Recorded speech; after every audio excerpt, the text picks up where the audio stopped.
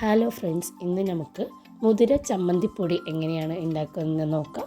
ആവശ്യമായിട്ടുള്ള സാധനങ്ങൾ: വറുത്ത കൊള്ള്, തേങ്ങ, പുളി, വറ്റൽമുളക്, ചെറിയ ഉള്ളി, ഉപ്പും വേണം. പാനിലേക്ക് ഓയിൽ ഒഴിച്ചതിന് ശേഷം ഫസ്റ്റ് ചെറിയ ഉള്ളിയാണ് വഴറ്റാൻ വേണ്ടിയിട്ട് ഇടുന്നത്. നന്നായി ഇളക്കിക്കൊണ്ടേയിരിക്കണം.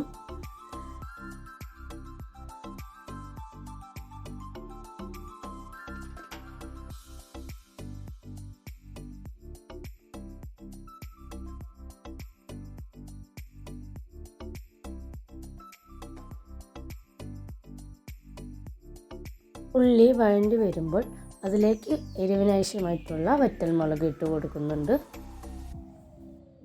അതിനുശേഷം ഒരു ലെമൺ സൈസിലുള്ള പുളി ഇടുന്നുണ്ട്.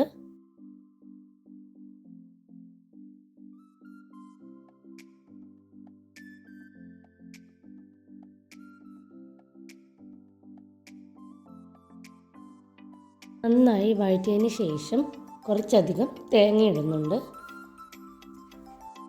ഇതുപോലത്തെ റെസിപ്പീസ് വേണമെന്നുണ്ടെങ്കിൽ ഒന്ന് കമൻറ്റ് ചെയ്താൽ മതി.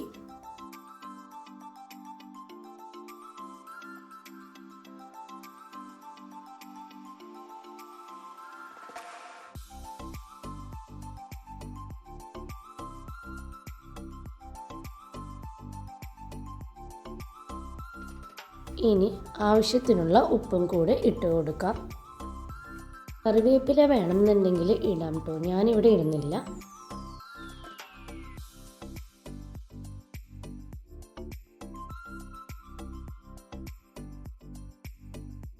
അതിനുശേഷം 1/4 ടീസ്പൂൺ മുളക് പൊടിയും കൂടി ചേർക്കാം.